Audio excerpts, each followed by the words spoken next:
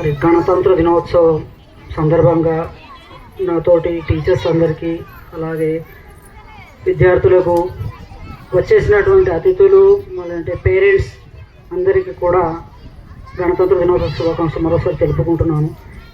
మరి విద్యార్థులందరూ కూడా చాలా చక్కగా ఆటపాటలతో అలాగే స్పీచ్లతోనూ చక్కగా ప్రదర్శిస్తున్నారు.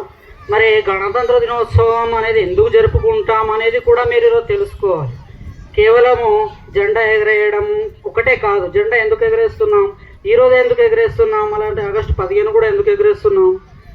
ఆగస్టు 15 స్వాతంత్రం వచ్చినటువంటి సందర్భంగా అయితే రిపబ్లిక్ డే అనేది గణతంత్రంగా మనకు మారింది.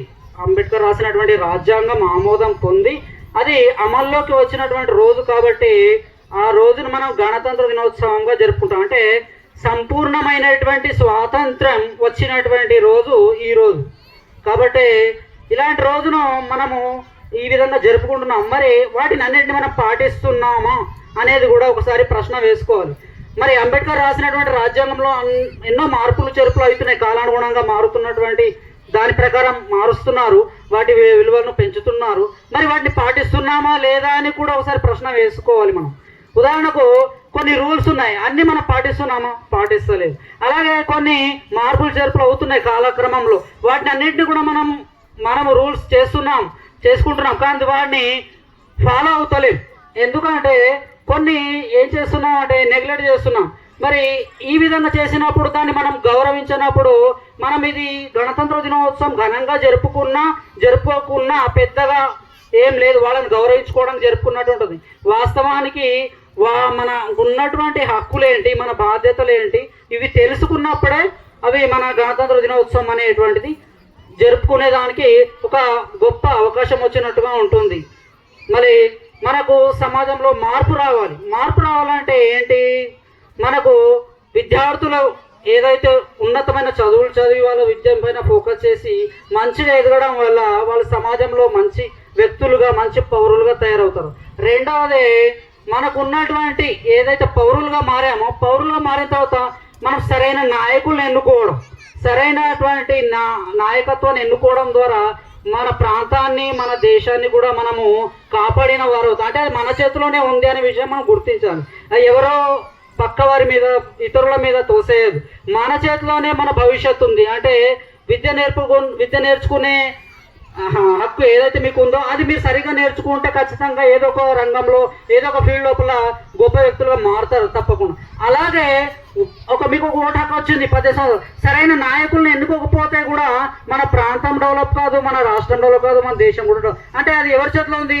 మనం నాయకుల్ని తిట్టొద్దు, మనమే తప్పు చేస్తున్నాం అసలు. కాబట్టి నాయకుల్ని తిట్టాల్సిన అవసరం లేదు, ఎందుకంటే వాళ్ళని ఎన్నుకునేది మనమే. మరి వాళ్ళని తిట్టాల్సిన అవసరం ఏముంది, వాళ్ళు ఏమంటారు మీరే మమ్మల్ని గెలిపించారు కాబట్టి మనం సరైన నాయకుల్ని ఎన్నుకోవాలి, ఉన్న వాటిలలో మంచి నాయకులు ఎన్నుకో. అలాగే ఇంకోటి మనకు సోషల్ సెన్స్ అనేది మనము తగ్గిపోతున్నది నేడు చూస్తుంటే. ఇతర దేశాలు మనం ఎన్నోసార్లు మీకు వేరే టీచర్లు కూడా చెప్పి ఉంటారు, మనం సినిమాలో చూస్తాం, టీవీలో చూస్తాం, చిన్న దేశాలు డెవలప్ అయిన విషయాలు చాలాసార్లు డెవలప్ చెప్తారు. జపాన్, జర్మనీ, సింగపూర్ డెవలప్ అయినాయని చెప్తారు. అసలు మన దేశంలో అవి ఒక చిన్న రాష్ట్రం స్థాయిలో కూడా లేవు. అంటే భూభాగంలో మ్యాప్ పరంగా చూస్తే భౌగోళికంగా ఒక తెలంగాణ ఒక ఆంధ్రప్రదేశ్ కలిస్తే అవి ఒక కంట్రీ అయిపోతాయి. కానీ అవి ఎందుకు డెవలప్ అవుతున్నాయి, మరి మన ఇంత పాపులేషన్ ఉంది, ఇంత భూభాగం ఉంది, ఎందుకు డెవలప్ అవుతలేదు, ఇది ఒకసారి ప్రశ్న చేసుకుంటే మనకు ఒక ఐడియా వస్తుంది. ఎందుకు అవుతలేదు అనేది కారణాలు తెలిస్తే మరి ఇంత పాపులేషన్ చదువుకుంటున్నారు, ఇంత మేధావులు అవుతున్నారు, చాలా మంది విదేశాలకు వెళ్ళి జాబులు చేస్తున్నారు, గొప్ప కంపెనీల సీఈఓలు అందరూ ఇండియా వాళ్ళే ఉన్నారు. మరి ఇక్కడ ఎందుకు అవుతలేదు, ఎందుకు వెనుకబడుతుంది, కొన్నిట్లో డెవలప్ అవుతుంది, కొన్నిట్లో వెనుకబడిపోతుంది. కారణం ఏంటి ఆలోచిస్తే మన సివిక్ సెన్స్ అంటే మనము సరైనటువంటి ఇతరుల మీద తోసేయడం అనేది ఎక్కువ జరుగుతుంది. వాళ్ళు చూసుకుంటారు, వీళ్ళు చూసుకుంటారు, ఆ డిపార్ట్మెంట్ చూసుకుంటారు, ఈ డిపార్ట్మెంట్. కాబట్టి మనకు ఉన్నటువంటి బాధ్యతను కూడా మనం నెరవేర్చుకోవాలి. ఒక పౌరుడు అంటే ఎవరో కాదన్న, ఇప్పుడు ఎగ్జాంపుల్ బార్డర్ లోపల సైనికుడు ఉన్నాడు అంటే సైనికుడు చూసుకుంటాడు, అంటే కాదు, అతనికి నైతిక మద్దతు అంటే మోరల్ సపోర్ట్ ఇవ్వాల్సిన బాధ్యత మనకు ఉంటుంది. మనం కూడా ఏదైనా సమస్య వచ్చినప్పుడు సైనికులకు మనం ఒక సపోర్టివ్ ఉండాలి. అలాగే రైతులు ఉన్నారు, రైతులు ఎంతో కష్టాలు, ఎంతో మంది ఆత్మహత్యలు కూడా చేసుకుంటారు. ఎంతో వాళ్ళకు మనం నైతిక మద్దతు సపోర్ట్ లేకపోతే ఇక వాళ్ళు కూడా రైతు పని మానేసి వేరే వేరే వృత్తులలో వెళ్ళిపోతారు. కాబట్టి ఇలా జై జవాన్ జై కిసాన్ అంటున్నాం, కానీ వాళ్ళకు నైతిక మద్దతు మనం ఇవ్వాలి. రైతులకు ఇంపార్టెన్స్ ఇవ్వాలి, సైనికులకు ఇంపార్టెన్స్ ఇవ్వాలి. మనం పౌరుడు అంటే ఎవరో కదన్నా, ఒక యూనిఫామ్ వేసుకున్నటువంటి పోలీసే పౌరుడు. మనం కూడా యూనిఫామ్ వేసుకోవాలి అంతే, కానీ మనం కూడా కరెక్ట్గా మన రూల్స్ మనం పాటిస్తే మన ప్రాంతం, మన సమాజం కూడా ఖచ్చితంగా మారుతుంది. ఒక తల్లిదండ్రులుగా కూడా తమ పిల్లల ప్రవర్తనను ఇప్పుడు కొందరు స్కిట్ చేశారు, సోషల్ మీడియా ప్రభావం ఎక్కువైపోయింది.